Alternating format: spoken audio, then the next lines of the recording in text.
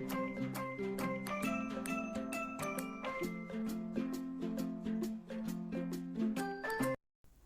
Hello എല്ലാ കുട്ടികൾക്കും പുതിയൊരു വീഡിയോയിലോട്ട് സ്വാഗതം. അപ്പോൾ ഇതാ നമ്മളിന്നൊരു ക്രയോൺസ് എടുത്തിട്ടുണ്ട്. ക്രയോൺസ് എടുത്തിട്ട് ആദ്യം തന്നെ ഒരു റൗണ്ട് ഷേപ്പിൽ ഇതേപോലെ ഒന്ന് വരച്ചു കൊടുത്തിട്ട് നമ്മളത് ഫുള്ളായിട്ട് ഫില്ല് ചെയ്തെടുക്കാം കേട്ടോ. അപ്പോൾ ഈ ഒരു സംഭവം ഇനി അധികം ആരും ബുദ്ധിമുട്ടൊന്നും ഇല്ലാണ്ട് പെട്ടെന്ന് വരച്ചെടുക്കാൻ നല്ല ക്യൂട്ടായിട്ട് തോന്നിയൊരു സംഭവമാണ്. അതുകൊണ്ടാണ് ഞാനിപ്പോൾ വീഡിയോ ആയിട്ട് നിങ്ങൾക്ക് മുന്നിലോട്ട് കൊണ്ടുവന്നത് കേട്ടോ.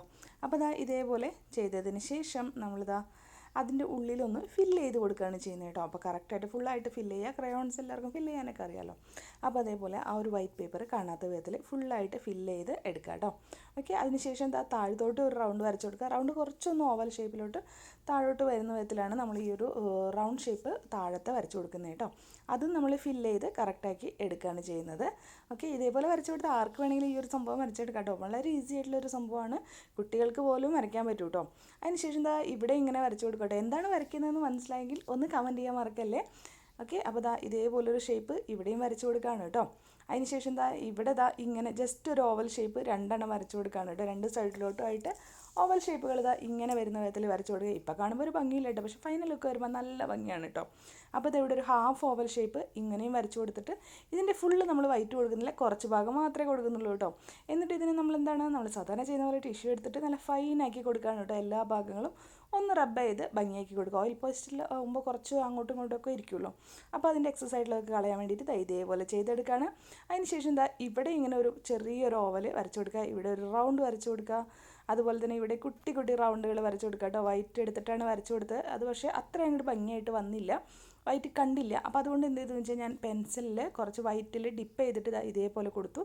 കുറച്ച് ഇവിടെയും വെച്ച് കൊടുത്തിട്ട് കൈ കൊണ്ട് ചെയ്തു കേട്ടോ. ഇവിടെ ഒരു റൗണ്ട് പീസ് വെച്ച് കൊടുത്തിട്ട് പിന്നെ ടിഷ്യൂ പേപ്പർ വെച്ചൊന്ന് എടുത്തു കേട്ടോ. അല്ലെങ്കിൽ പെയിൻ്റ് ആണെന്ന് മനസ്സിലാവുമല്ലോ, അപ്പോൾ മനസ്സിലാവാതിരിക്കുക അങ്ങനെ ചെയ്തു കേട്ടോ.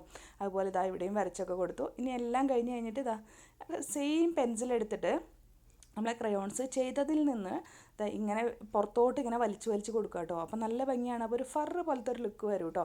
ഇപ്പോൾ എല്ലാവർക്കും മനസ്സിലായിട്ടുണ്ടാവില്ല എന്താണ് നമ്മൾ ക്യൂട്ടായിട്ടുള്ളൊരു ടെഡി ബിയറിൻ്റെ ഷേപ്പാണ് ഇത് ഉണ്ടാക്കിയെടുക്കുന്നത്.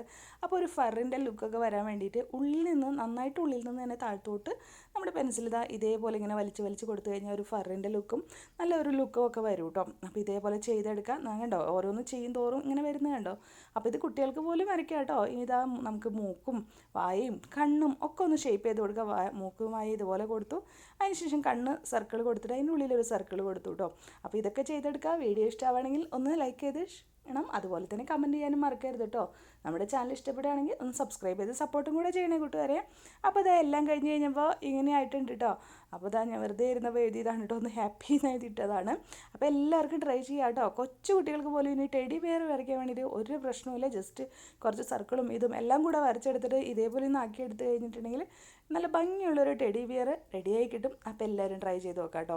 അപ്പോൾ ഇതേപോലെയൊക്കെ ഉണ്ടാക്കി കൊച്ചു കൂട്ടുകാർക്ക് സ്കൂളൊക്കെ തുറക്കുമ്പോൾ നമുക്ക് ഫ്രണ്ട്സിനൊക്കെ ഗിഫ്റ്റായിട്ട് കൊടുക്കാം. അപ്പോൾ എല്ലാവരും ട്രൈ ചെയ്യും. വീണ്ടും വരാം. അതുവരെയും